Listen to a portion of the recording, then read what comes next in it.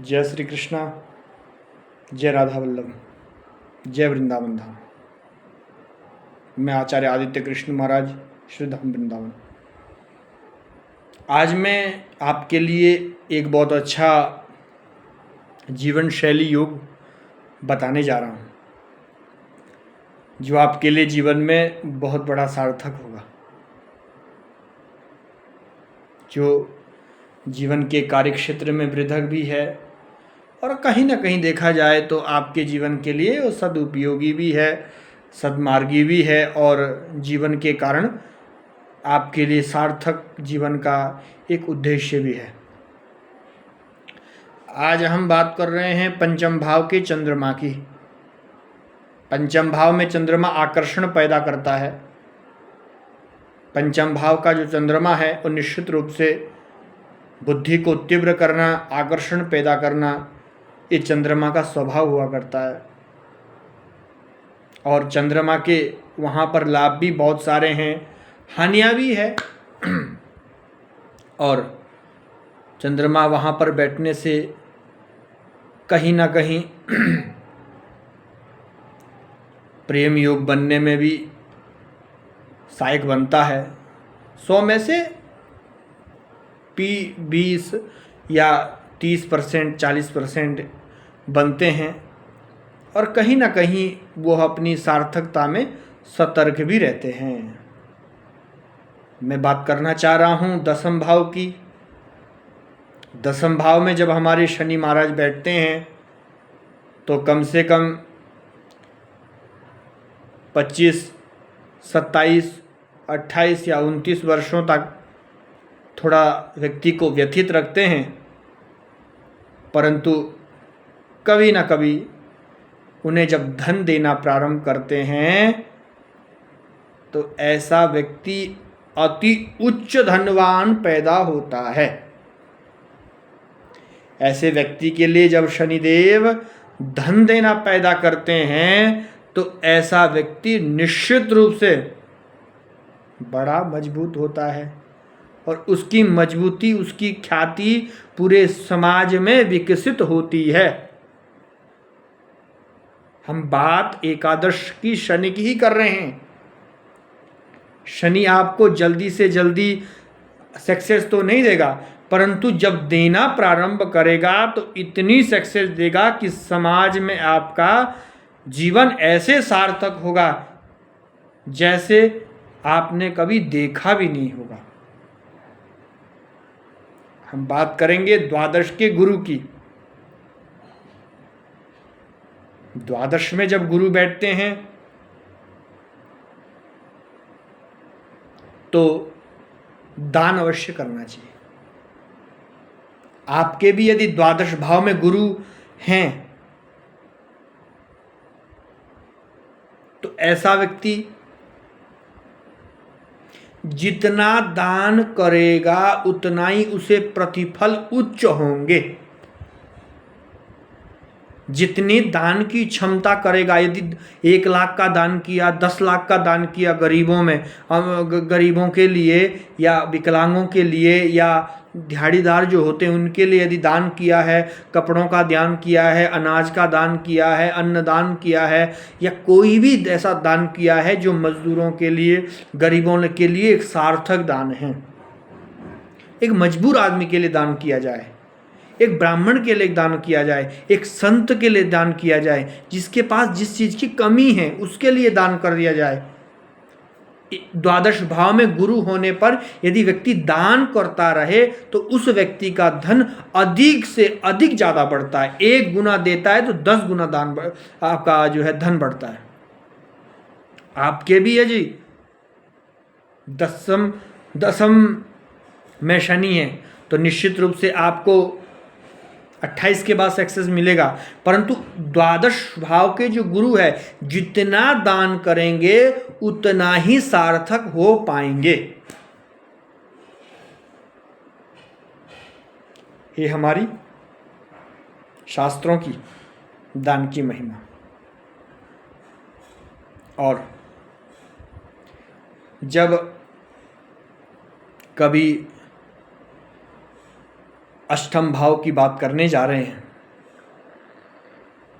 कि अष्टम भाव में जब भी पाप दृष्ट ग्रह बैठते हैं तो उसकी हानि भी है, कहीं ना कहीं वो चीज़ें समझ भी असंभव आने पर है। परंतु यदि द्वितीय भाव और अष्टम भाव, द्वितीय भाव के राहु, अष्टम भाव के केतु, यदि द्वितीय भाव में राहु हो, अष्टम भाव में केतु हो, उसके बीच में सारे ग्रह आ रहे हो,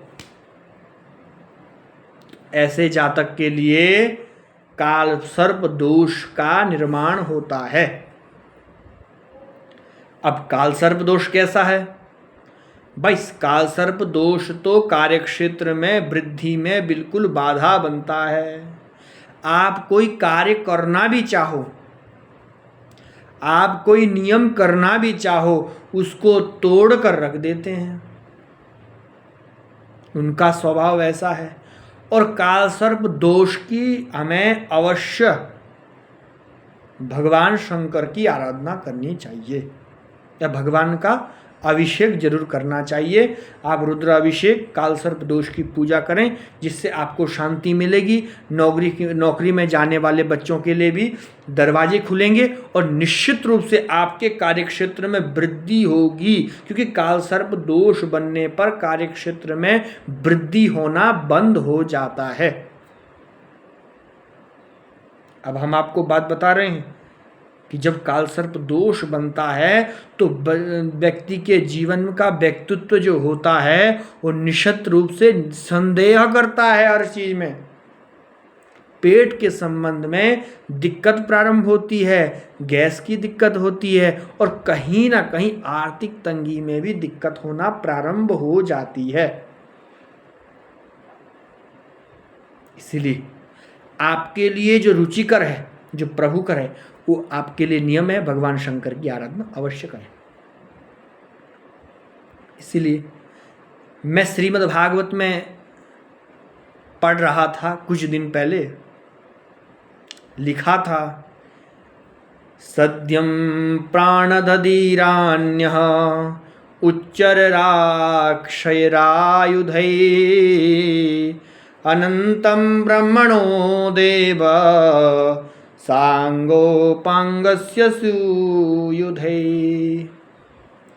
आपके हृदय में मन भगवान नाम का स्मरण तो आपके लिए अमृत है, अमृत की वर्षा करने वाला है।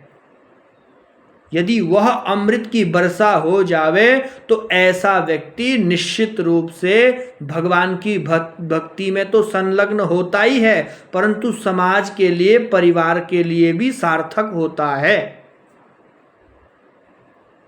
क्या योग्य पुरुषों ने उसकी परंपरा के साथ वैसा ही किया होगा?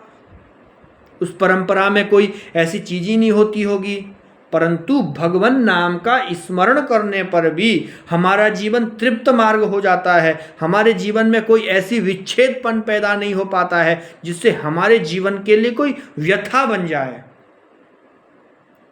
हमारी मानसिकता तत्वदर्शियों के लिए तो महापुरुष कहते हैं तत्वम जानाति ब्रह्मणानाम केवलम उच्च रक्षये।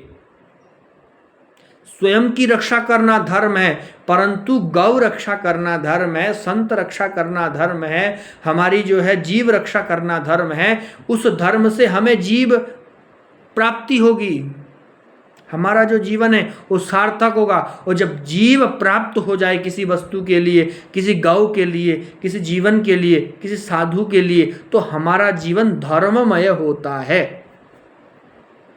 ये धर्मावलंबियों ने अपने जीवन को धर्म करते करते ही सार्थक किया है। प्रथमानाम उत्तरम प्रमणोदेहा आचार्य संगमो पर परसश्रीद देवानाम अजंतीनाम च साक्षये। हमारा जीवन सार्थकमय जीवनता का अनुभव करने के लिए होता है। इसलिए श्रीमद् भागवत में एक लाइन बहुत अच्छी लिखी है गोपी गीत में, जलरुहानना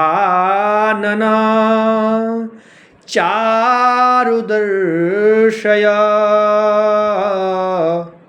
जलरुहा आनन इति कमल, अत्रापि जलरुहा आनन इति चंद्रः। अरे हे श्री कृष्ण, आपका जो चंद्रमा के सम्मान मुखड़ा है, आपका जो कमल के सम्मान मुखड़ा है, ये तो ऐसा प्रतीत हो रहा है जैसे गरजते हुए बादलों में कहीं ना कहीं हमें चंद्र का दर्शन हो रहा हो। हमें तो ऐसा लग रहा है हे श्री कृष्ण, आपका मुखड़ा तो इस संसार के लिए आकर्षण का केंद्र भी है, केंद्र बिंदु भी है। यदि आकर्षण आप में है तो ऐसा प्रतीत हो रहा है जैसे कल कल कल्लोल करती हुई अवंतिक धारा में निरंतर यमुना जी प्रवास कर रही हो, ऐसा प्रतीत हो रहा है। अत्रापि भगवान स्वयं एषः अद्यन्तीनाम आश्रय जगदम्बिकानां केवलम उत्तम आचार्यामुपसंगम्य वचनान् दृक्षयोदाय। आचार्य की परंपरा से श्रीमद् भागवत का पठन पाठन करके, जीवन में श्रवण उतार करके ही जीवन को व्यतीत करना चाहिए, ऐसा जीवन बताया। फिर ज्योतिषों ने कहा युक्तम पशम प्रमणिथे अदरक्षायो अद्धंतमांग परतम सनमीश देश्व। हमारा जीवन सार्थक हो और सर्वप्रथम आपको कार्यक्षेत्र में वृद्धि होगी, निश्चित रूप से सत्कर्म करिए। ब्रह्मचर्य आवश्यक है। जो व्यक्ति ब्रह्मचर्य रहता है उसका निश्चित निरंतर स्वभाव में, बुद्धि में, बल में, चित्त में, चेतना में, गति में, मति में, गुण में, धर्म में और प्रकृति में निसंदेह ब्रह्मचर्य होता है। और जो व्यक्ति ब्रह्मचर्य रहता है उसका निश्चित कल्याण होता है। ये बात कही गई है। आज मैं आपके साथ यहीं तक हूँ और कल आपसे मिलेंगे कुछ समय में। और मैं सबको प्रणाम। जय श्री कृष्णा, जय राधा वल्लभ। जिसको भी जो प्रश्न करना है वो कमेंट में ज़रूर बताएं। जय श्री कृष्णा, जय राधा वल्लभ, जय वृंदावन धाम।